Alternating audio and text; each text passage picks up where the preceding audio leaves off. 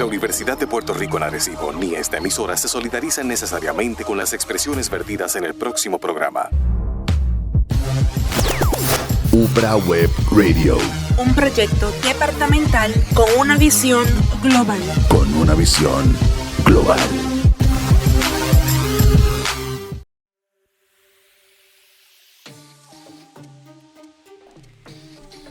Hola amigos y bienvenidos nuevamente a otro episodio más de Entre Comillas por UPRA Web Radio.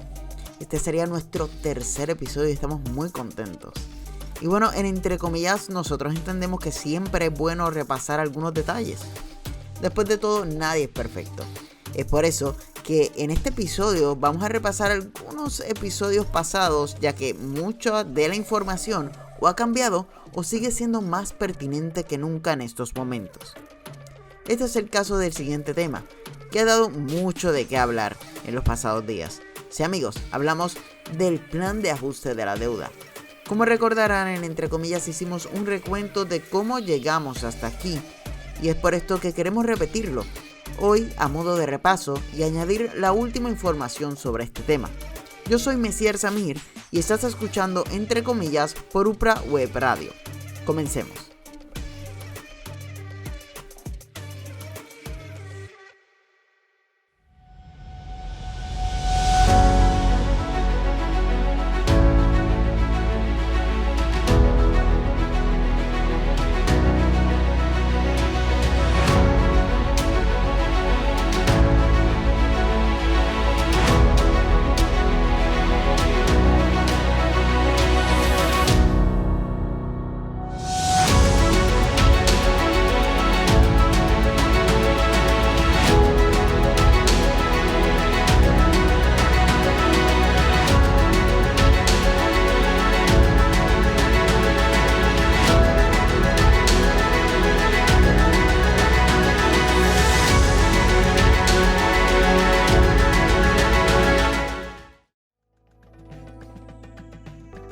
Ok, nuestra historia comienza en 1917 en Puerto Rico.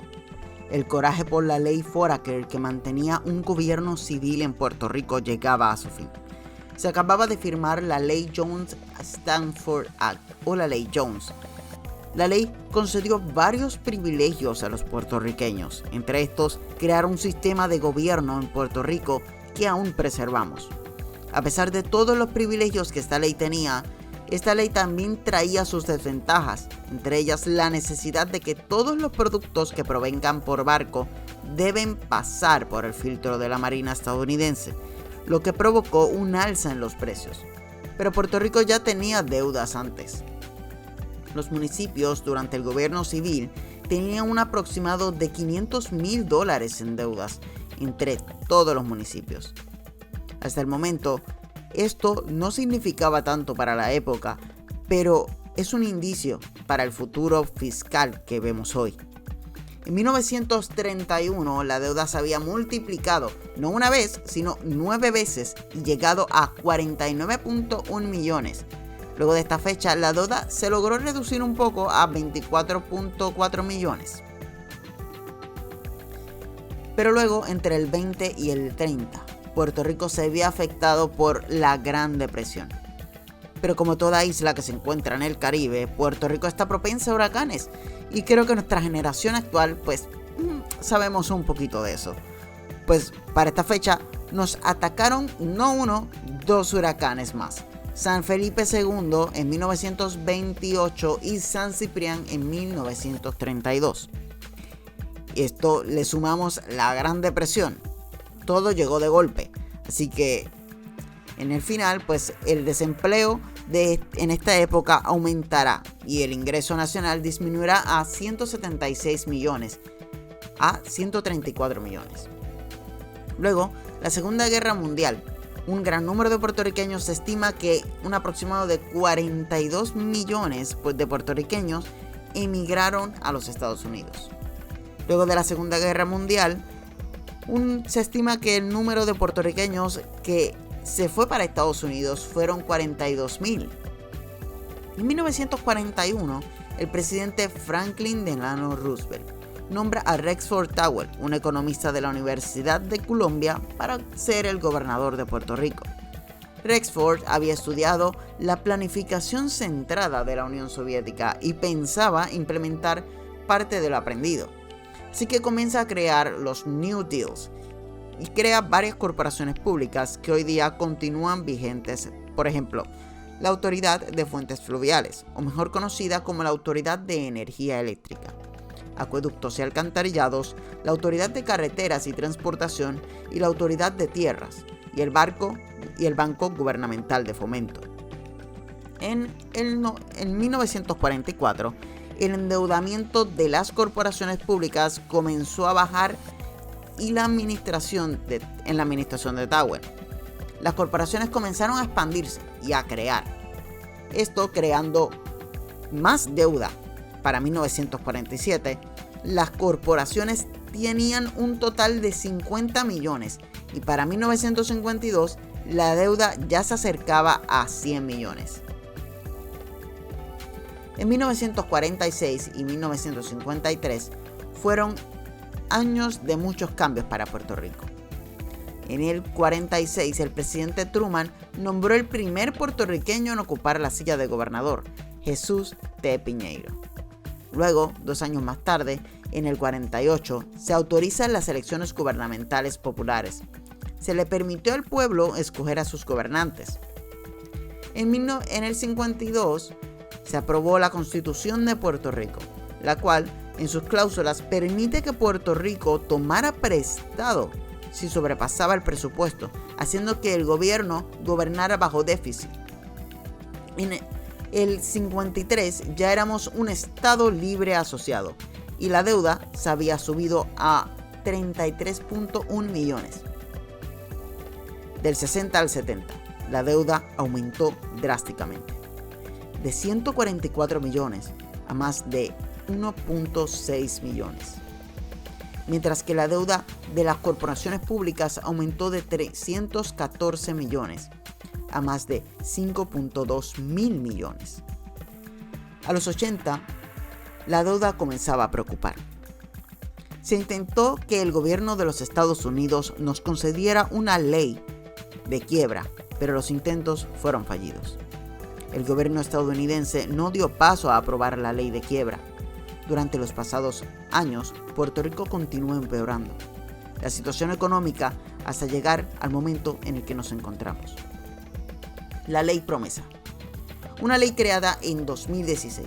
Esta ley permite que tengamos una junta de control fiscal para manejar las finanzas de Puerto Rico y la deuda del país. Por otra parte, se aprueba COFINA, lo que se llama la Corporación del Fondo de Interés Apremiante.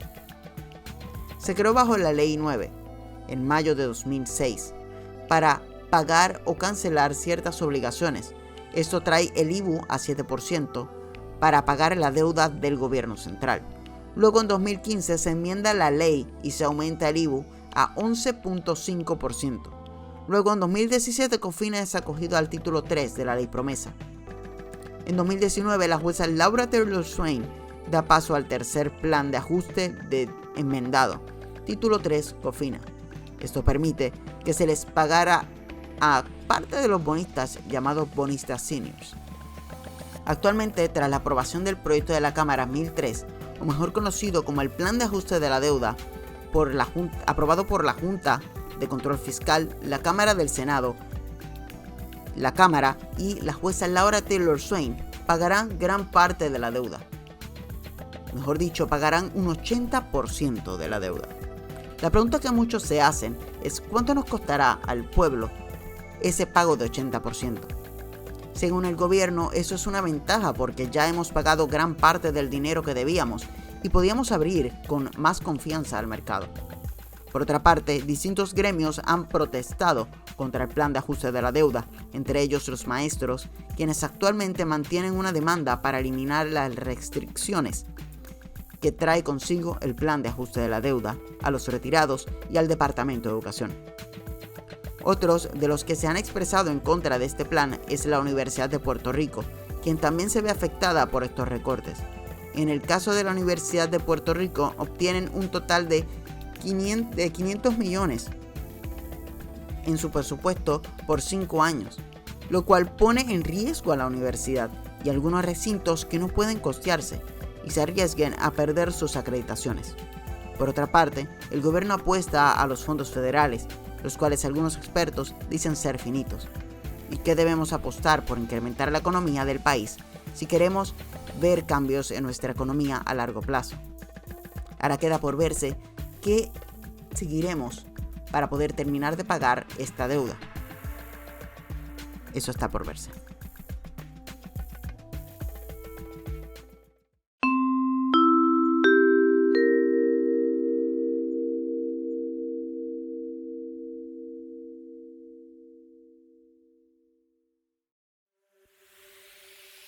Bueno, recuerden el programa que hicimos al principio de este semestre donde aparecía una nave alienígena llevándose a un mono y un águila. Pues, ¿qué te puedo decir? Esta semana se cumplió. Resultó ser que un pequeño amiguito decidió guiarse de influencer. Hablamos de la Guti, una especie no endémica de Puerto Rico y que lleva más de 30 años paseando por las zonas verdes de Carolina. Es por eso que hemos decidido volver a traer este tema para este episodio y que repasemos algunas de las lagunas sobre lo que son las especies invasoras en Puerto Rico. Así que comencemos a hablar sobre las especies invasoras en Puerto Rico.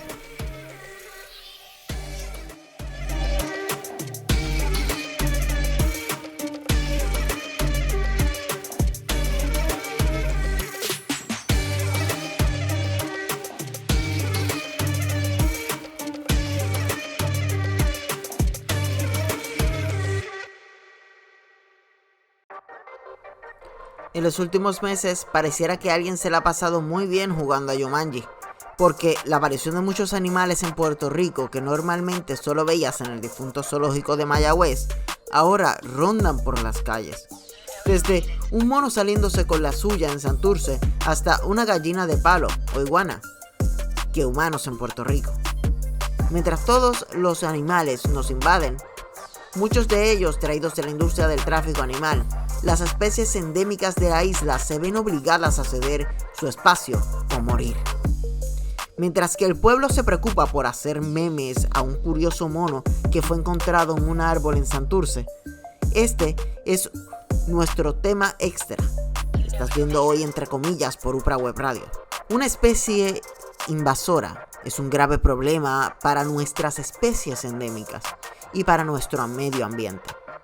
Pero tal parece que en Puerto Rico no nos importa, o nos importa muy poco, o no nos importa nada. El ejemplo más cercano es la llegada del mono a Santurce, en donde los memes en las redes sociales no se hacían de esperar. El mono se volvió súper famoso, haciendo que muchas personas olviden las presiones políticas que se estaban dando en el momento y la crisis en la que vivía el país, y se enfocaran en un pequeño mono. Muy interesante, ¿no? Lo que mucha gente no se ha dado cuenta es que esa misma semana no solo se vio un mono, sino que se vieron dos. Y en los últimos meses hemos podido ver muchos avistamientos de monos en la isla. Y dirás, pero son solo monos, no debemos estar paranoicos con eso. La realidad es que tampoco es que los monos vayan a controlar nuestro gobierno o nuestras finanzas. Después de todo son animales. Y sí, hay cierta razón. Porque la paranoia nunca ha sido la solución a estos problemas, es analizarlos. Y eso es lo que haremos aquí. Para comenzar a explicar este tema, comencemos con los monos.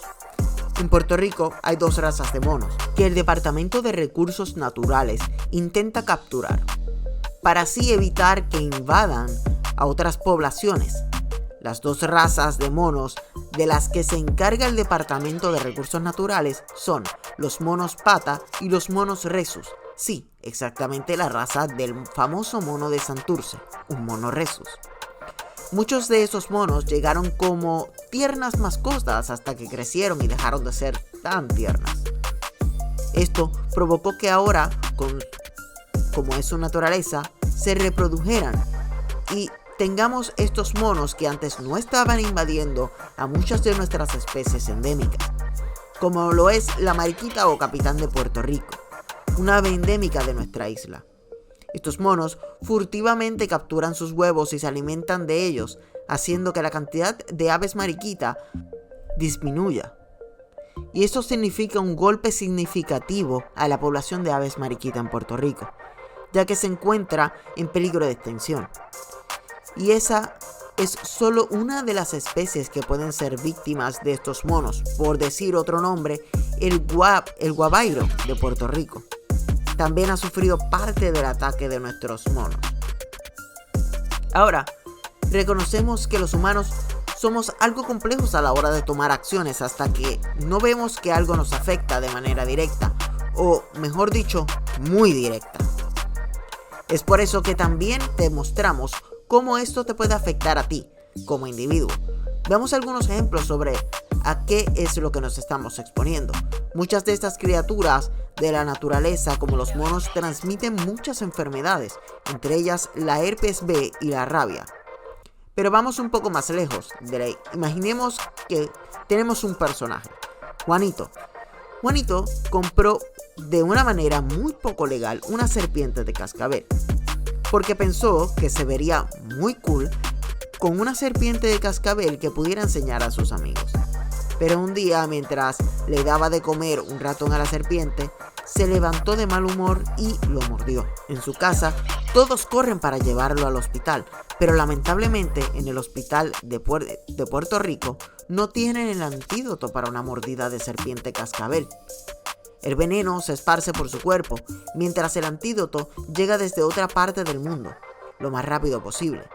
Los resultados, Juanito muere y sus padres desconsolados buscan desacreditar al pobre hospital por no tener un antídoto para una serpiente de cascabel en un país donde está supuesto que no existan serpientes de cascabel. Suena un poco exagerado, pero situaciones muy similares ya han sucedido. Por otra parte, otras de las especies que invaden nuestras calles a diario, tanto muertas como vivas, y acaban con nuestros frutos, son las iguanas de palo o las gallinas de palo, como mejor las llamamos. Muchas personas pensarían que las iguanas de palo es una raza endémica de Puerto Rico, pero no es así. Muchas de estas iguanas llegaron como mascotas hasta que crecieron y fueron liberadas en Puerto Rico. Ahora existen más iguanas que personas en Puerto Rico. La rapidez con la que estos animales se reprodujeron fue increíble. Pero lo más increíble es lo que pueden hacer con los frutos de nuestra isla. Esos animales representan un grave problema para la agricultura, ya que su dieta en frutos y vegetales hace que se coman nuestras frutas y en gran aumento de sus poblaciones no mejora la cosa, por lo que ya son casi una plaga que incluso se ha convertido en un negocio de cacería de las mismas. Hasta el momento nos estamos quedando sin isla, nuestras especies endémicas como nuestros hogares, mientras que las redes nos han hecho perder en muchas ocasiones el norte de lo que deberíamos entender. Aquí en Entre Comillas esperamos que nuestra información te ayude a entender estos temas. Así que no olvides darle share, seguirnos en las redes sociales como Upra Web Radio y Upra Web TV. Aquí los dejamos con el papelón de la semana. Pero no es así. Muchas de estas iguanas llegaron como mascotas hasta que crecieron y fueron liberadas en Puerto Rico. Ahora existen más iguanas que personas en Puerto Rico. La rapidez con la que estos animales se reprodujeron fue increíble. Pero lo más increíble es lo que pueden hacer con los frutos de nuestra isla.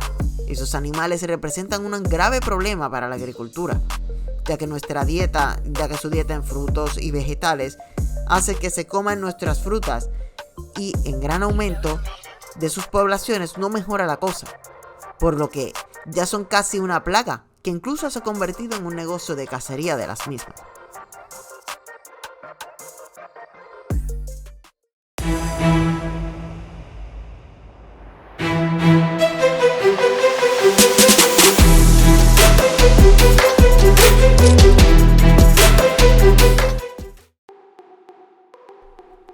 Y bueno amigos, ya estamos en uno de mis segmentos preferidos, el papelón.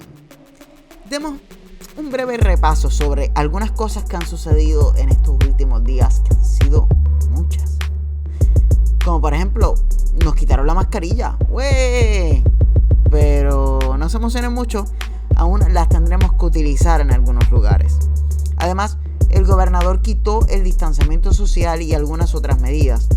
Lo que no ha quitado son las órdenes ejecutivas, las cuales siguen en pie, volando por encima de las de Wanda Vázquez, por lo que tiene una demanda por las representantes y la senadora de Proyecto Dignidad.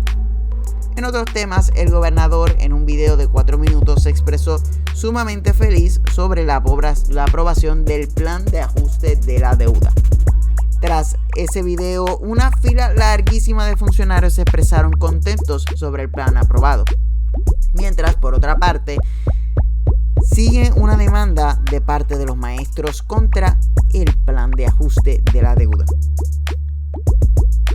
También refirieron al FEN a Mariana Nogales del Movimiento Victoria Ciudadana y Ricardo Rosselló volvió para Puerto Rico. Pero mientras corría un Ironman, el partido PNP llamaba a la unión de su partido, que dice aclarar que es de centro derecha, pero abre la puerta a los liberales.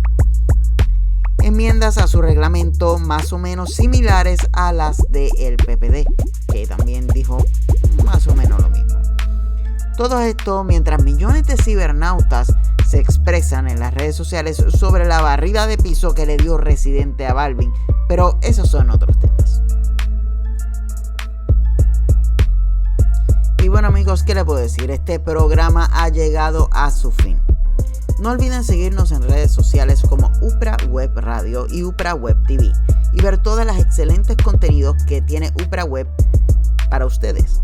Mi nombre es Messier Samir y escuchaste Entre Comillas por UPRA Web Radio.